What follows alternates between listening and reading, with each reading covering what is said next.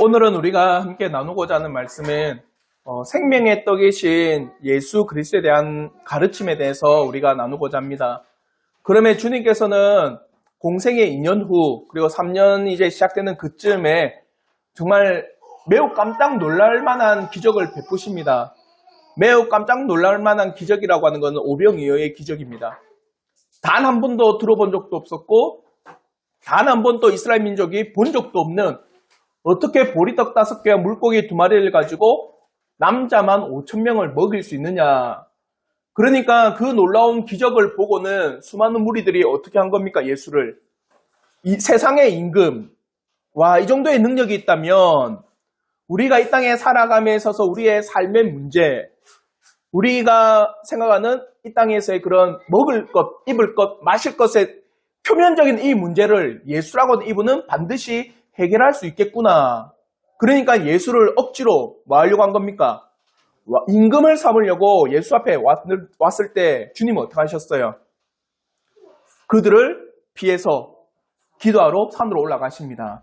그러기에 앞서서 주님께서는 제자들조차 뭡니까? 그런 무리들의 동화되지 않도록 배를 태워 건너편으로 보내셨습니다. 근데 이 건너편으로 보내신 이 사건을 통해서도 중요한 놀라운 이야기가 등장합니다. 제자들이 오늘날로 따지면 새벽 3시까지 노를 저 갔을 때 자기가 목적지를 도착했을까요? 못 갔습니다. 밤새도록 노를 저어도 앞으로 나가질 않아요. 왜요? 풍랑 때문에.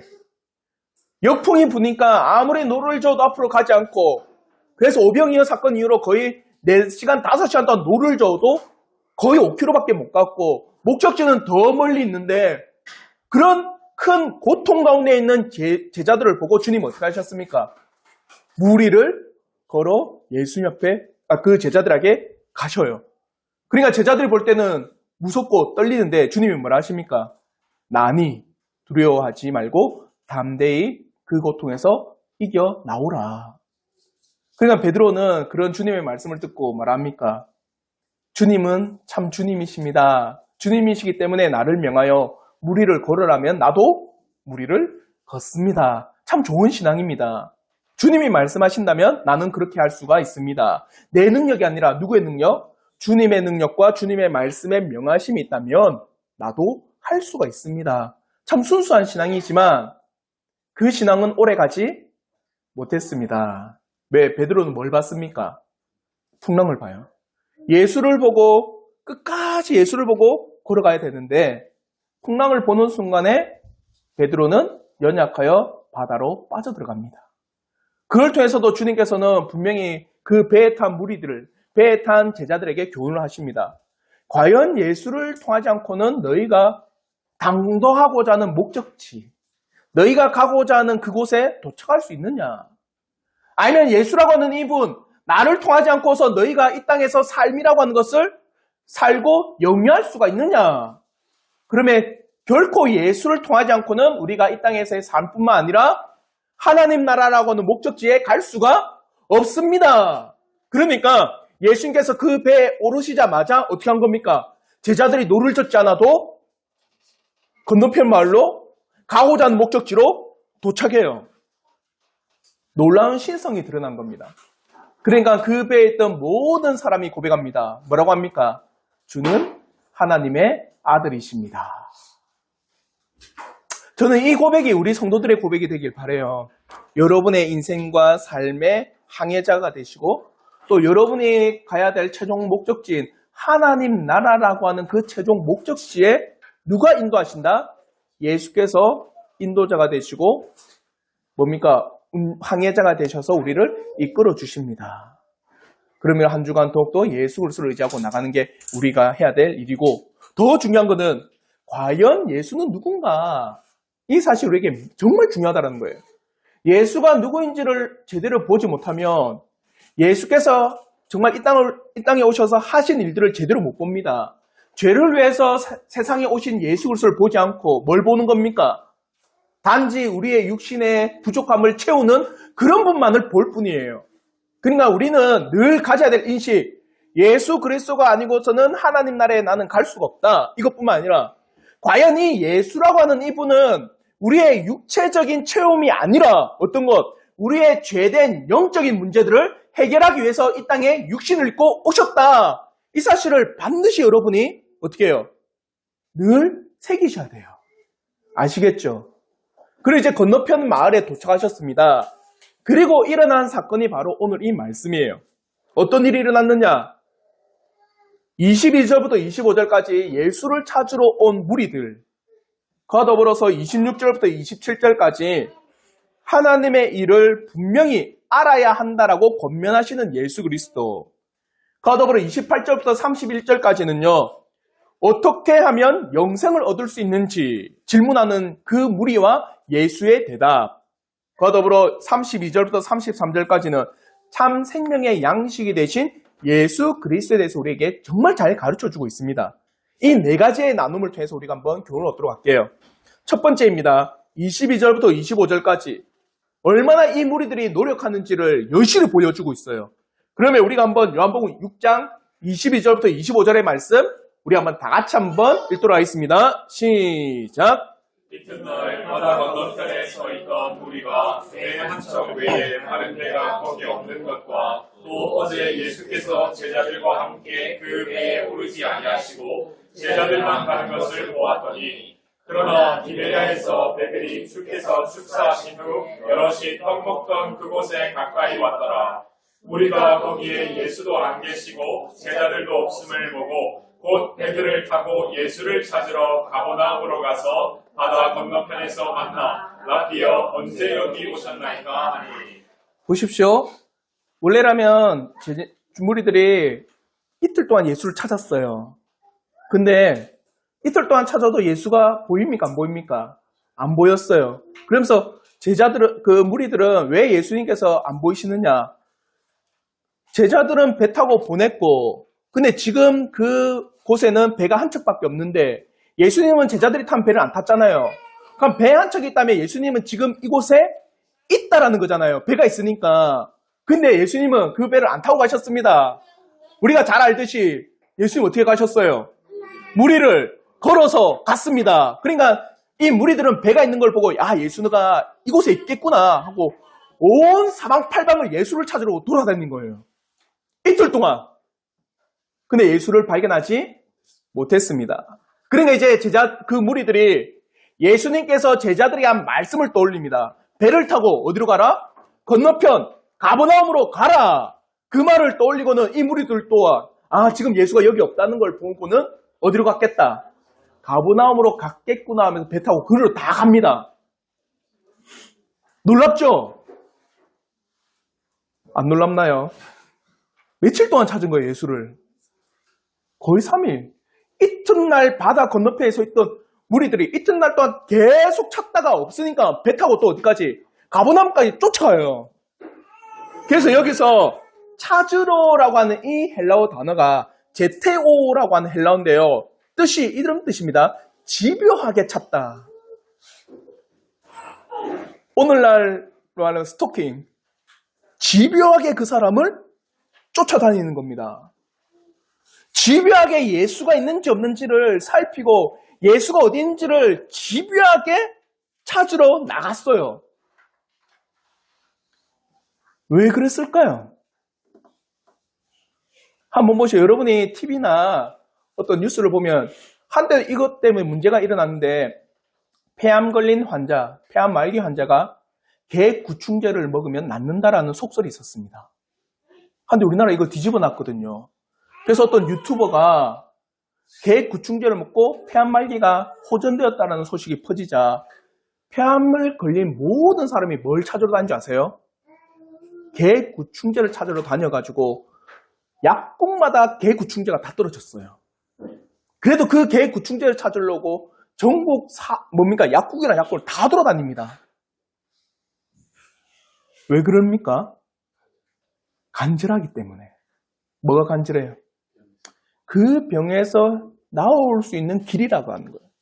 내가 지금 가지고 있는 이 현재적 삶의 문제를 해결할 수 있는 길이라는 겁니다. 내가 가지고 있는 지금 상황의 문제, 삶의 문제를 누가 풀어줄 수 있을 것 같다? 예수라고 하는 이분이 풀어줄 수 있을 것 같다라고 하는 그 놀라운 마음 때문에 예수를 찾아 나선 겁니다. 그리고 주님께서 제자들에게 건너편 마을로 가라고 하신 그 마을을 떠올리고는 또 가버나움으로 쫓아가서까지도 찾아요.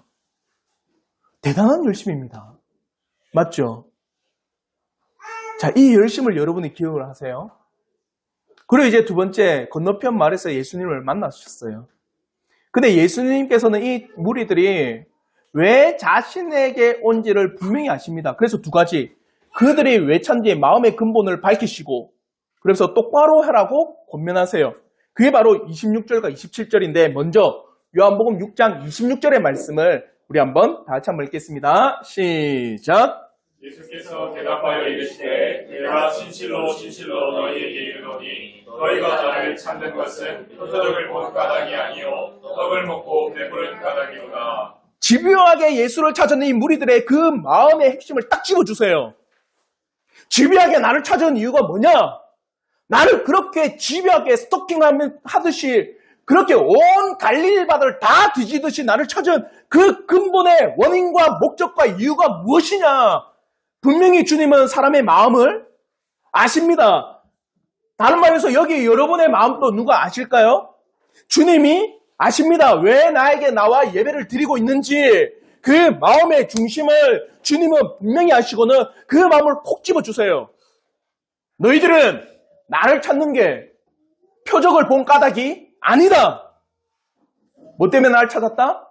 먹고 배부른 까닭에 나를 찾았다. 이 말이 무슨 뜻일까요?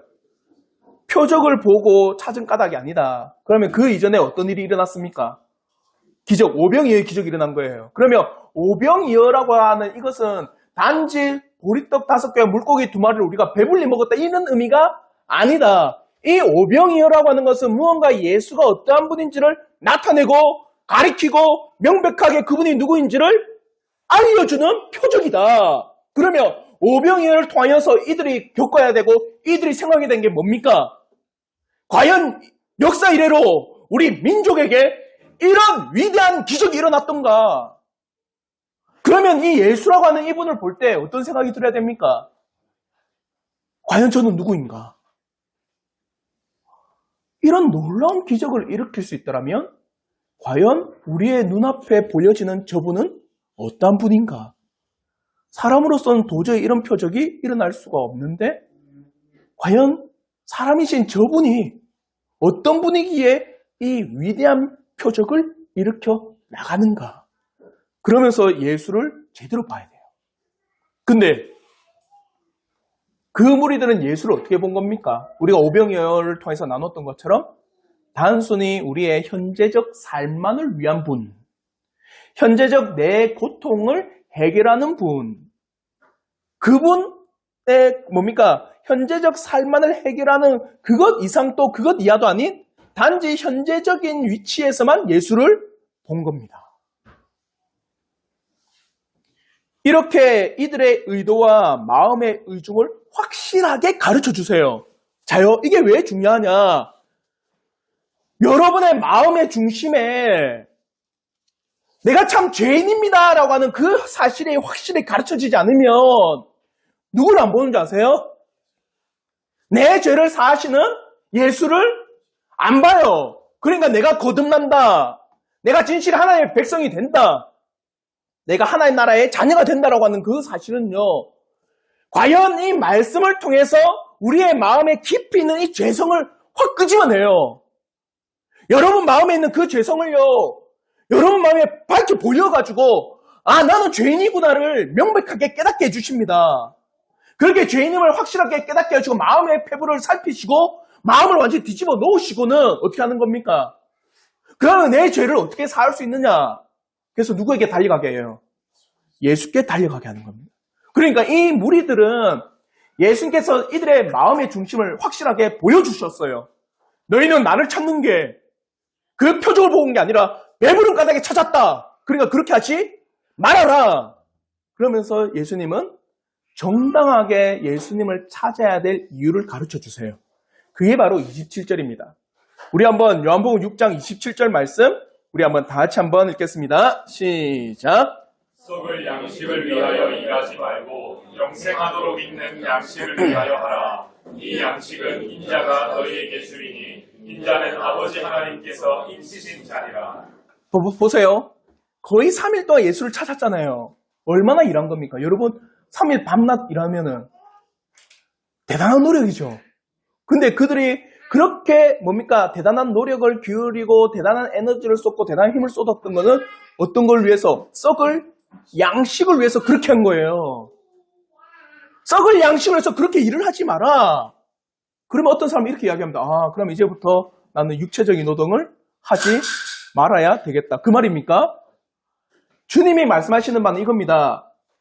이 세상에 썩을 양식만을 위한 목적을 가지고 살아가지 말라라는 겁니다. 소위 말하면 이런 말. 다 먹고 살자고 하는 것이지. 알죠?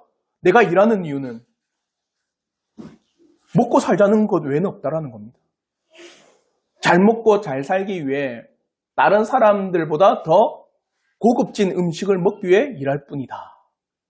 그게 뭐냐? 썩을 양식만을 목적으로 삼고 일을 하지 마라. 썩을 양식입니다. 썩을 양식이니까 이건 영원하지 않겠죠.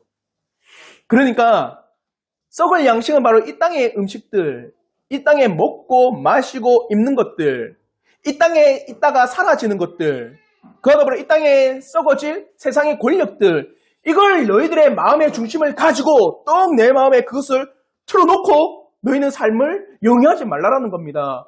한마디로 우리가 이 땅의 삶이 다라고 생각하면서 온 힘을 기울이고 온 에너지를 쏟아면은 그것은 결국에는 있다 없다? 없게 된다라는 거예요. 왜? 썩을 양식이기 때문에. 얼마나 허무합니까? 이거는 주님이 분명히 말씀하신 게 누가복음 15장에 부자의 비유를 통해서도 분명히 말씀하셨어요.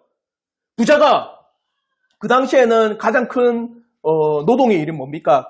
그 시대, 오늘날 산업시대지만 그 시대는 농업시대 맞죠? 그러면 부자는 어떻게 되는 겁니까? 농사를 잘 지어가지고 곡식을 많이 거두면은 그 사람은 부자가 되는 거예요. 그러니까 이 부자가 곡식이 너무나 많이 거뒀어요. 한마디로 대풍이 일어난 겁니다. 그러니까 그 곡식을 거둘 창고가 모질해가지고 그 창고를 여러 개를 더 지어요.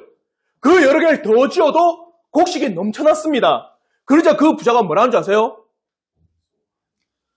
이제 내가 할 일은 다 끝났다. 이제 내 영혼아, 쉬자, 놀고 먹자. 그러자 주님이 뭐라 하시지 아십니까? 이 어리석은 영혼아, 오늘 밤에 네 영혼을 거둬가면 네가 지금까지 일한 이 모든 수고가 어떻게 되겠느냐? 그게 썩어질 양식이에요. 없어져 버립니다. 그게 어떤 웃기는 사람이 그걸 보고 누구 것이 되겠느냐 이러니까 뭐라는 줄 아세요? 그렇죠. 네 마누라 것이 되겠다. 뼈 빠지게 남편은 열심히 돈 모아놓고 자기는 병걸로 다 죽고 누가 그걸 누리는 겁니까? 내 처자식이 그 모든 것을 누린다. 슬픕니다. 남자들이요. 그게 아닙니다. 이 썩어질 양식을 위해서 살아간다면 결국에는 그것은 영원하지 않다. 그 목적을 가지고 너희가 살아가면 그것은 어떤 하중의 이유가 있느냐. 그러니까 그것을 위하여서 일을 하지 말고 그것만을 가지고 목적을 삼지 말고 무엇을 위해? 영생하도록 있는 양식을 위하여 일하라. 영생이니까 이것은 없어지지 않는다. 영원한 것. 영원히 지속되는 그것을 위하여서 너희가 온 힘을 기울여라. 아시겠죠? 이 땅에 있는 것이 핵심이 되지 말고 진정으로 너희들에게 있을 영원한 영생을 가장 큰 목적으로 삼고 너희가 중심을 다해 일을 하라. 이거 우리가 하이델베르그 요리문답 1문을 통해서도 분명히 말씀하시는 바입니다. 그러면 하이델베르그 요리문답 1문 제가 문제를 읽으면 우리 성도님께서 답을 크게 한번 읽어주시길 바랍니다. 제1문 사나 죽으나 그대의 유일한 위로는 무엇입니까? 사나 죽으나 나의 몸도 영혼도 나의 것이 아니요 나의 신실하신 구주 예수 그리스도의 것입니다. 그는 그의 보혈로 나의 모든 죄의 값을 다 치르셨고 나를 마귀의 모든 권세에서 구원해 내셨습니다. 하늘에 계신 나의 아버지의 뜻이 아니고서는 머리털 하나도 떨어질 수 없도록 나를 지켜주시며 과연 모든 것이 합력하여 나의 구원을 이루게 하십니다. 그러므로 그는 그의 성령으로 말미암아 나로 하여금 영생을 확신하게 하시며 이제부터 그를 위하여 살기를 진정으로 바라도록 만드시고 또한 그렇게 살 준비를 갖추도록 만드십니다. 보십시오. 유일한 위로라고 하는 것은 없어지지 않는 위로. 없어지는 거 유일한 게 아니죠. 왜요? 사라져버리니까 없으니까 위로가 될 수가 없다라는 겁니다. 그러니까 유일하다는 것은 끝까지 영원히 남는 우리의 위로는 뭐냐? 그것은 이 땅에서도 우리의 위로가 돼야 되고 어디에서도 하나님 나라에서 위로가 된 게 영원한 거잖아요. 이 땅에서만 우리가 위로가 된 것은 영원하지 않습니다. 그러면서 그 유일한 위로라고 할 때 영원한 위로는 뭐냐? 사나 죽으나 우리가 누구의 것이다? 예수 그리스도의 것입니다. 이 영생을 확신하는 게 얼마나 유일한 위로고 영원히 남는 위로고 절대 없어지지 아니하는 위로다. 그러니까 사람의 제일된 정말 이 땅에서 제일로 중요시 여겨야 되고 핵심을 가지고 중심을 다해서 봐야 되는 건 뭐냐? 썩어질 이 땅의 양식이 아니라 내 영혼의 구원과 내 영혼의 이 영생이 과연 지금 나에게 주어져 있는가? 정말 내 영혼이 썩어 없어질 이 세상의 것들로 인해서 문드러지고 있는데 과연 내 영혼이 영생을 소유하고 있는가? 이게 정말 중요하다라는 거예요. 이게 영혼이 남는 겁니다. 그걸 위하여 일하라고 하시면서 또 주님은 정말 인자하시게 어떻게 하면 이 영생을 얻도록 하시는가? 영생을 과연 누가 주는가도 분명히 대답하세요. 영생을 주는 양식을 누가 허락하는 것인가? 바로 하나님께서 보내신 인자가 너희에게 영생을 얻도록 하는 양식을 주실 것이다. 그게 바로 27절 후반부에 있는 게 인자가 너희에게 주리니 인자는 아버지 하나님께서 인치신 자다. 바로 이 영생을 위하여 일을 하라. 근데 이 영생은 누가 주느냐? 인자가 준다. 인자는 누구냐? 하나님께서 너희에게 보낸 그 자가 바로 너희에게 뭘 준다? 영생을 줄 것이다. 바로 예수님께서 뭘 준다는 걸 말씀하신 거예요. 너희에게 영생을 주노라라고 말씀하는 겁니다. 지금 예수님을 찾아 이렇게 온 열심을 다하여 왔지만 정작 예수님이라고 하는 이분을 썩어 없어질 세상적이고 육체적이며 자신의 배만을 위해서 찾는다고 하면 그것은 온전하게 예수를 보는 것이 아니라고 분명히 말씀하고 있습니다. 예수님을 온전히 보기 위해서 그가 주시는 영생의 일을 보아야 한다. 과연 이 예수라고 하는 사람이 너희로 해서 영생을 주는데 그 영생을 주기 위해서 어떤 일을 하는지를 너희가 보아야 하노라. 그렇게 가르쳐 주세요. 그러면 28절부터 31절은요. 정말 재밌는 고백이 나옵니다. 그 무리들이 어떻게 하면 영생을 얻을 수 있는지를 물어봐요. 먼저 28절과 29절의 말씀을 보십시오. 우리 한번 요한복음 6장 28절과 29절의 말씀 우리 한번 다 같이 한번 읽겠습니다. 시작. 그들이 묻되 우리가 어떻게 하여야 하나님의 일을 하오리까? 예수께서 대답하여 이르시되 하나님께서 보내신 이를 믿는 것이 하나님의 일이라 하시니. 어떻게 하여야 하나님의 일을 합니까? 그 전에 주님께서 영생을 위해서 일을 하라. 그것을 누구의 일로 본 겁니까? 하나님의 일로 본 거잖아요. 맞죠? 영생을 위해서 일을 하라. 어떻게 하면 내가 하나님의 일을 할 수 있습니까? 영생을 위해서 내가 어떻게 할 수 있습니까? 그러자 주님이 뭐랍니까? 하나님께서 보내신 그 사람을 믿는 것이 하나님의 일이다. 영생을 어떻게 얻을 수 있다는 겁니까? 믿음으로. 누굴 믿는 거? 하나님이 보내신 자. 그분이 누굽니까? 예수를 믿을 때 너희가 영생을 얻을 수가 있다. 근데 제자들은요, 이 무리들은 깨달아요. 뭘 깨닫느냐? 내 눈앞에 있는 이 예수가 하나님이 보내신 분이라는 걸 깨달아요. 30절 보십시오. 우리 한번 요한복음 6장 30절 말씀 우리 한번 다 같이 한번 읽겠습니다. 시작. 그들이 묻되 그러면 우리가 보고 당신을 믿도록 행하시는 표적이 무엇이니까? 하시는 일이 무엇이니까? 깨달았죠? 보십시오. 이 이야기를 잘 들으셔야 돼요. 온 힘을 기울여 온 에너지를 다해 예수를 찾아왔습니다. 예수를 찾아오는데 예수님께서는 그들이 왜 찾아온지 중심을 아셔요. 그래서 그 중심의 마음을 바꾸십니다. 바로 잡아주세요. 썩을 양식을 위해서 나에게 오지 말고 영생을 위하도록 영생을 얻기를 간절히 애쓰고 노력하라. 그러니까 이 무리들이 뭐랍니까? 어떻게 하면 우리가 영생을 얻을 수 있습니까? 하나님의 일이 뭡니까? 물어보니까 예수님께서 뭐랍니까? 하나님이 보내신 그 자를 믿을 때 너희에게 뭐가 있다? 영생이 있다. 그래서 이 무리들이 뭐라냐? 당신을 믿는 표적을 보여주십시오. 그러니까 이 무리들은 예수를 어떻게 본 겁니까? 하나님이 보내신 자로 봤어요. 당신이 하나님이 보내신 인자라고 한다면 당신을 믿을 수 있도록 우리에게 뭘 보여달라? 표적을 보여달라. 그래서 그 표적을 보여주시고 당신이 하는 일이 뭔지를 우리에게 알려달라. 그 이야기를 한 거예요. 확실한 겁니다. 그들의 표적을 보여달라는 건 참 좋은 질문이에요. 다른 말로 여러분이 저에게 질문합니다. 목사님, 어떻게 하면 영생을 얻을 수 있습니까? 예수께서 하신 일을 너희들이 믿을 때 너희가 영생을 얻는다. 그러자 물어보는 거예요. 목사님, 그러면 예수님께서 뭘 하셨습니까? 똑같은 질문입니다. 그러면서 이제 제가 뭡니까? 예수 그리스도의 낮아지시고 높아지심을 쭉 설명하고 그래서 너희들의 죄를 위해서 예수께서 이 일을 하셨다. 그게 지금 이 무리들도 과연 우리가 당신을 믿을 수 있도록 우리가 당신을 하나님이 보내신 자, 영생을 주시는 분이라는 사실을 우리가 믿도록 표적과 하시는 일을 나타내 보이시옵소서. 근데 이 무리들은 실수라게 하기보다는 좀 어리석은 장면도 있습니다. 지금 주님이 공생에 3년 들어갈 때예요. 그러니까 주님은 공생이라고 하는 것은 공적인 일, 사적인 일은 뭡니까? 그냥 이 땅에서 목수의 일을 하시면서 30년 동안 가정의 일들을 하시는 그건 사적인 일.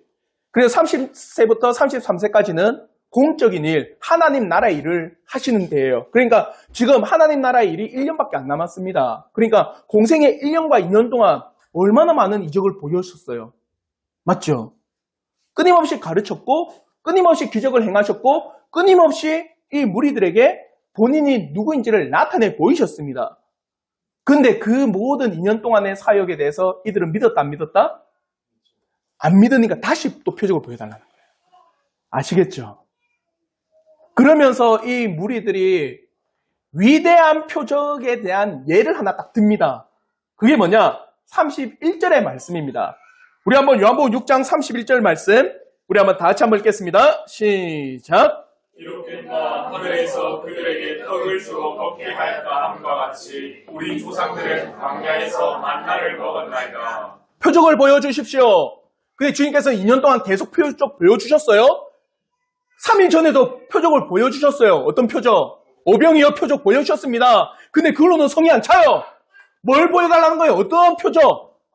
만나를 먹었던 것처럼 이런 위대한 표적을 다시 보여달라는 겁니다. 한마디로 주님이 베풀어진 오병이어의 표적은 별거 아니다라는 거예요. 왜냐? 보십시오. 오병이어라고 하는 거는 주님께서 이 땅에 있는 물고기 보리떡 5개와 물고기 2마리로 놀라운 표적으로 2만 명을 먹인 사건이라면 만나의 사건은요. 200만 명을 몇 년 동안? 40년 동안 먹인 사건이에요. 그러니까 숫자적으로 봐도 비교가 안 되고 연수로 봐도 비교가 불가합니다. 그러니까 오병이어도 놀라운 이적이 맞지만 우리는 조상 대대로 어떤 표적이 있었냐? 만나를 40년 동안 몇 명이 200만 명이라고 우리 민족이 먹었던 그 표적이 있다.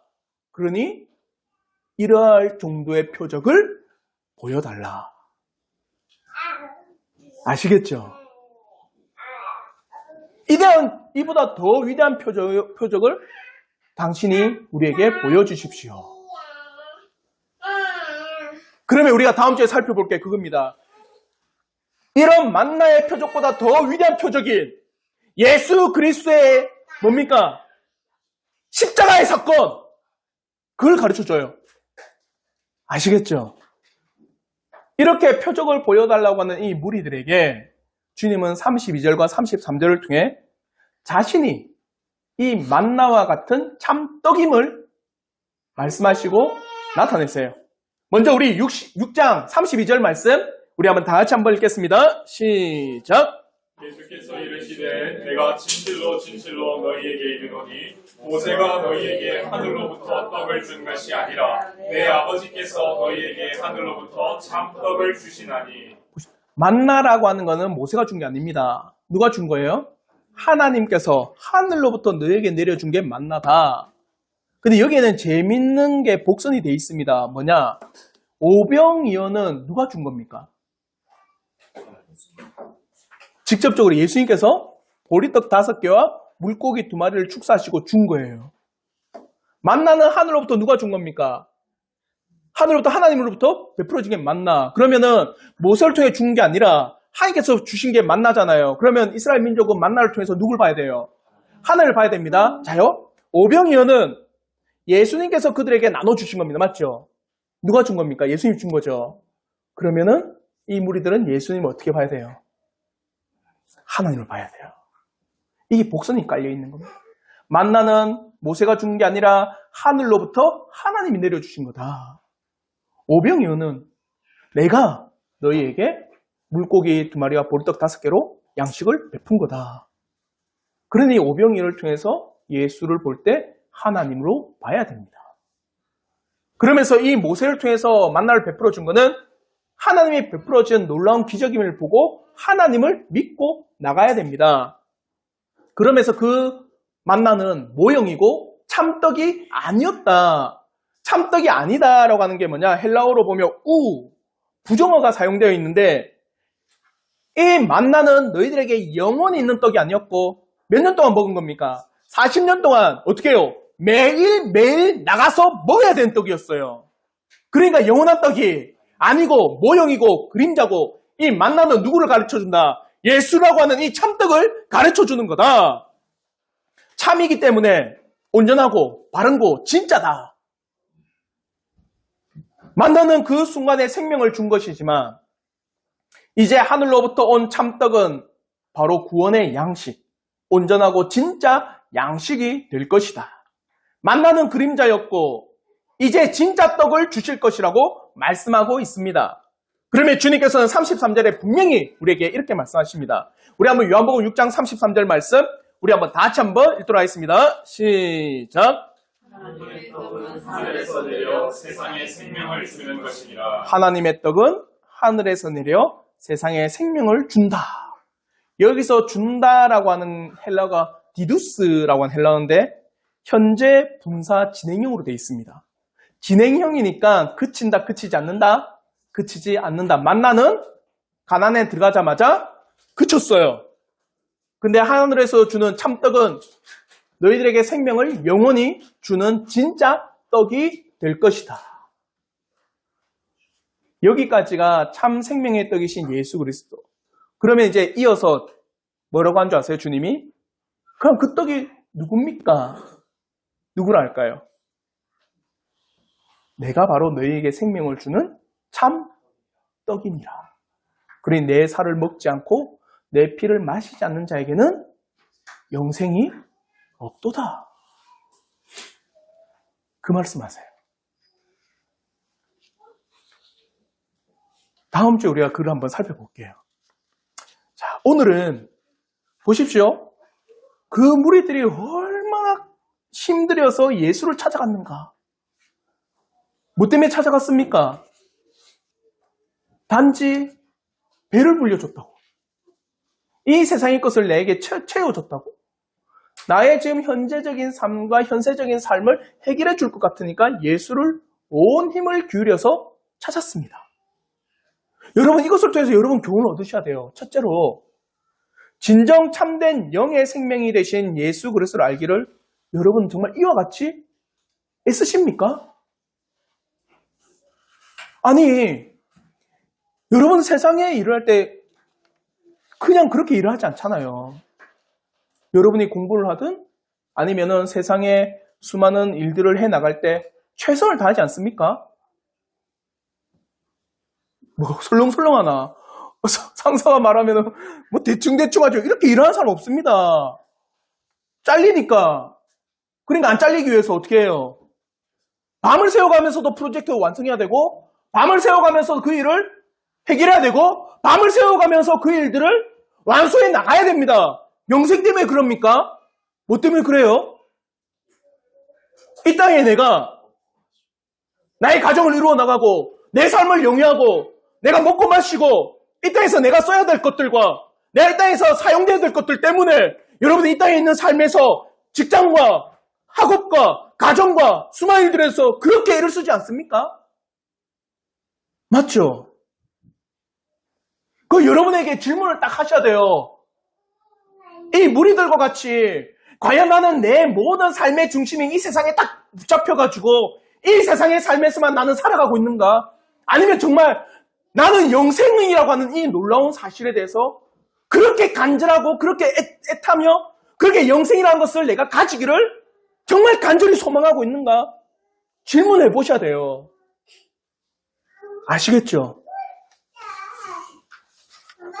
과연 나는 우리 주 예수 그리스도의 십자가의 죄사함과 부활을 통해서 죄의 삭신 죽음을 이기신 이 놀라운 진리에 대해서 마음 깊이 깨닫고 그로 인해서 하나님 나라에 대한 소망과 그 큰 복된 은혜에 대해서 정말 간절히 바라고 소망하고 있는가? 여러분 중심에 한번 질문 한번 해보십시오. 과연 나는 이 무리들은 썩어 없어질 것을 위해서 이렇게 애를 쓰고 있는데 하나님의 자녀라고 하는 하나님의 백성이라고 하는 나는 예수를 알기를 이렇게 애를 쓰고 있는가? 하나님을 알기를 정말 간절히 소망하고 있는가? 정말 내 마음에 예수라고 하는 이분을 정말 알기를 온 힘을 기울여서 알려고 하는가? 내가 세상에서 살아가는 그 삶의 한 틀을 딱 두시고요. 그 틀 반대에 예수라고 하는 이 분을 알기를 소망하는 그 틀을 딱 비교해 보십시오. 그걸 딱 저울에 한번 달아보십시오. 뭐가 더 비중 있게 내가 삶에 살아가면서 비중 있는 거 한번 비교해 보십시오. 어디로 기울어지고 있습니까?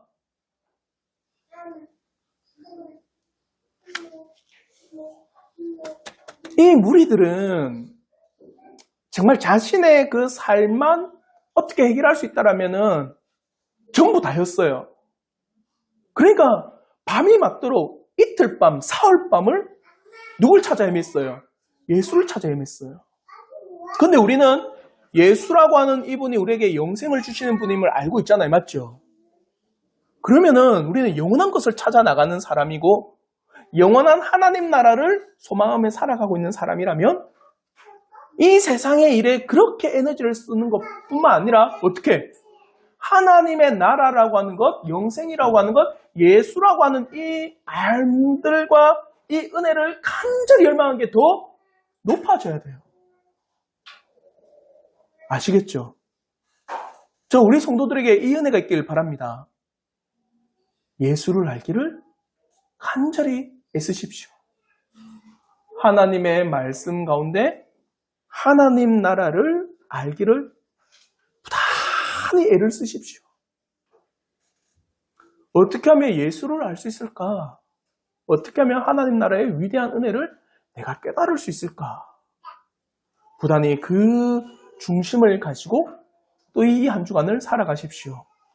그렇다고 해서 여러분 목사님께서 이제는 비중을 그다 더 두라 했으니까 나는 이제 내 삶의 비중을 줄일래. 그 말이 아닙니다. 그래서 그리스도인이 참 피곤해요. 이 땅에서의 삶도 어떻게 해요?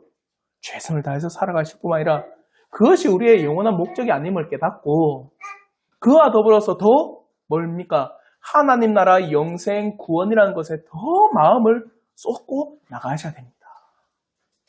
아시겠죠? 이 은혜가 있기를 바랍니다. 그리고 두 번째는 예수 앞에 온 이 무리들이 과연 우리는 아닌가? 자, 예수 앞에 온 이 무리들은 예수 앞에 뭘 보여달라 했습니까? 표적! 표적 안 보여주면 난 너를 믿지 않겠다. 이거예요. 참 어떤 신앙입니까? 어린아이 같은 신앙이에요. 정말 자라났어야 돼요. 2년 동안 맞죠? 표적을 보였고 가르치고 2년 동안 그들에게 수많은 기적을 베풀었다면 이들은 예수에 대한 알미 성장했어야 됩니다. 맞죠? 근데도 아직도 표적을 보여달라고 합니다. 이게 우리가 아니라고 말할 수 있습니까? 짧게는 우리는 거의 모태신앙부터 해서 지금까지 신앙생활을 했습니다. 맞죠? 길면은, 짧으면은 우리 갓난아기 때, 맞죠? 한두 살. 그럼 우리는 신앙의 연륜이 쌓이면 쌓이고 시간이 지나면 지날수록 우리의 신앙은 더 성장하고 성숙하고 장성한 분량까지 자라나야 돼요. 하나님 나에게 기적을 베풀어주면 하나님 믿을게요. 이게 아닙니다. 나에게 기적을 베풀어주든 나에게 기적을 베풀어주지 않든 당신은 나의 하나님이 되십니다. 내 삶이 형통하든 내 삶이 역경 가운데 있든 내 삶이 어려운 가운데 있든 그래도 당신은 나의 하나님이십니다.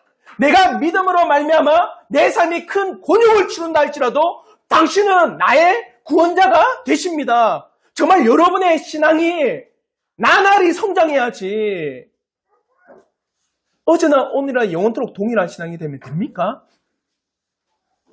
여러분이 자녀가 낳았는데 생각해봐. 우리 수요일에도 했습니다. 조금 맞죠? 여러분의 자녀가 나왔는데 특히 예보미가 1년째하고 2년째 초등학교 갔는데도 뭐 하고 있느냐? 이거 하고 있어요. 그럼 그 애를 볼 때 어때요? 왜 안 자라지? 기뻐합니까? 평생을 이거 하고 있다라고 생각해보세요. 이제 이거 하고 있잖아. 그러면 여러분 평생 대학교 갔는데 저러고 있다고 생각해보세요. 부모의 마음은 우리 애는 소녀의 감성이 그럽니까? 어떻게 해요? 그런 애를 보면. 그렇죠? 어떻게 이걸 낫게 하지? 어떻게 치료하지? 병원에 데려가면서 우리에게는 문제가 있는 거 없는가? 검사하지 않을까요? 자요. 하나님이 우리를 보실 때 신앙이 1년과 2년과 3년과 4년, 10년과 20년 차이가 별로 없어요. 그러면 우리가 병든 거겠죠?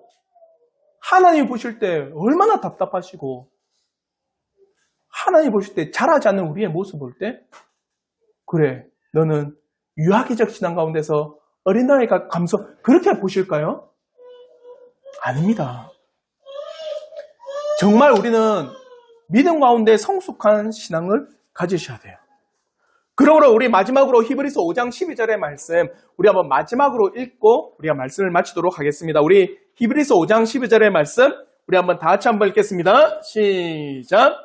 너희가 오래되었으므로 너희가 마땅히 선생이 되었을 터인데 너희가 다시 하나님의 말씀의 초보에 대하여 누구에게서 가르침을 받아야 할 처지이니 단단한 음식은 못 먹고 젖이나 먹어야 할 자가 되었도다. 자라나십시오. 정말 신앙에 성숙한 진보가 일어나길 저는 진심으로 바랍니다. 여러분의 신앙이 나날이 예수 그리스도를 알므로 더욱더 깊어지기를 저는 바라요. 정말 여러분이 하나님을 알고 아는 것만큼 성화, 하나님에 대한 나라에 대한 소망, 영생에 대한 그 갈망이 더 깊어지고 넓어지기를 바랍니다. 자요, 이게 참 사람이라는 게 참 신기한 게 뭐냐? 우리가 어떤 하나를 사랑하잖아요. 그럼 다른 사랑이 줄어듭니다. 아닌 것 같죠? 둘 다를 동일하게 사랑할 수 없는 게 우리 사람의 마음입니다. 예를 들어 오늘은 내가 정말 갖고 싶은 게 하나 가졌습니다.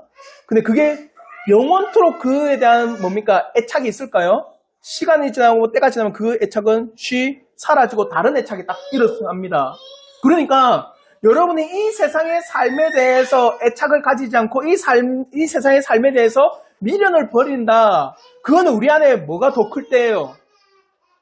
그렇죠. 하나님 나라와 영생과 하나님에 대한 은혜와 말씀과 예수 그리스도에 대한 암과 그 사랑이 깊어지면 깊어질수록 이 세상의 삶과 이 세상에 대한 애착은 그만큼 줄어들고 사라져버리는 거예요. 그걸 한마디로 뭐라는 줄 아세요? 성화라고 하는 겁니다. 거룩한 삶.